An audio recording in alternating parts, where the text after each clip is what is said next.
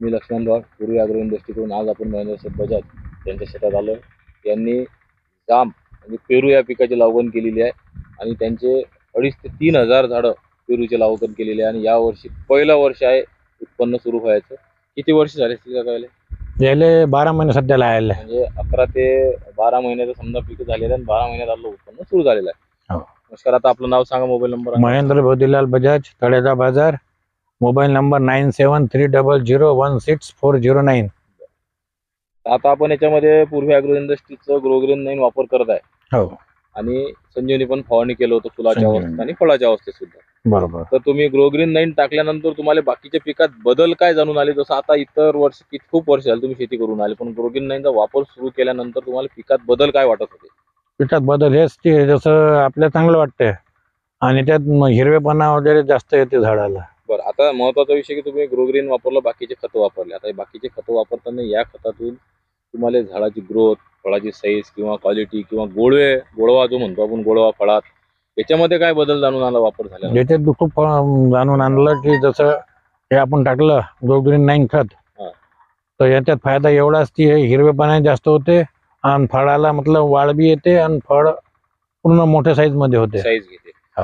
तर शेतकरी मित्रांनो, आपण पाहू शकता ग्रोग्रीन 9 ज्यावेळेस वापर केला तर त्यावेळेस पासून काकाले म्हणजे एक रासायनिक खताचा जो प्रमाण आहे ते खूप प्रमाणात कमी घेतलं. कमी प्रमाणात वापर करावा लागून आला, सगळ्यात महत्वाचा विषय. हो. आणि त्यांनी ते भरपूर म्हणजे आपलं आता तूर झाली, शेवगा झाला, नारळ झालं, त्याच्यानंतर यांचं हे जे पेरूचं पीक आहे याच्यामध्ये झालं, यांनी भरपूर ठिकाणी त्याचा वापर केलेला आहे. तर आता संजीवनी फवारणी आपण जांभ्या म्हणजे पेरू या पिकावर केली होती, तर किती फवारण्या केल्या आपण याच्यामध्ये? याच्या सध्या 2 फवारण्या झाल्या. 2 फवारण्या केलेल्या आहेत हा. पेरूवर. आता आपण पाहू शकता की याच्यामध्ये जे फळं आहेत, तर फळाची साईज आणि हे जर पाहिलं तर मिनिमम 200 ते 250 ग्रॅमच्या वर 300 ग्रॅम पर्यंत आपण याच्यामध्ये पिकं पाहू शकतो. त्या साईडचे पण पाहू शकता तुम्ही. प्रत्येकी झाडाला जर विचार केला तर आतापर्यंत मिनिमम 5, 6, 7, 8, 10 किलोच्या जवळपास. आणि आता फळाची जर साईज पाहिली तर पाहू शकता आपण किती मोठी साईज आहे. आणि एवढं असताना सुद्धा, फळं असताना सुद्धा पुन्हा आणखीन नवीन नवीन फळं तयार होतात. त्याच्यात काय झालं की जे पूर्वी अॅग्रो इंडस्ट्रीचे जे संजीवनी आहे, संजीवनी फवारणी केल्यानंतर या फळाची साईज, दुसरी गोष्ट म्हणजे जे क्वालिटी आहे हे पण तुम्ही पाहू शकता. त्यामध्ये बरेचसे प्रकारचे जे आहेत फळाची साईज होते. त्याच्यानंतर मागच्या साईडला पण पाहू शकता आपण, प्रत्येक झाडाकडे जरी पाहिलं आपण तर त्या साईडला पण, तिकडच्या मागच्या साईडला दाखवत त्या साईडला पण जरी पाहिलं तर प्रत्येक झाडाला आपले फळं त्या झाडाच्या कॅपॅसिटीनुसार भरपूर प्रमाणात आले.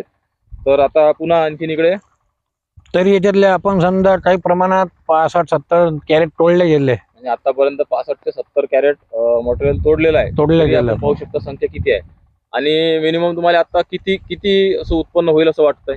अजून मी समजा 100 दिवशी तर कॅरेट व्हायला पाहिजे अजून. म्हणजे 100 दिवशी म्हणजे 65 झाले आपले आणि 100 दिवशी कॅरेट अजून व्हायला पाहिजेत. म्हणजे 150 ते 200 कॅरेटच्या जवळपास आपण जाते आरामानं.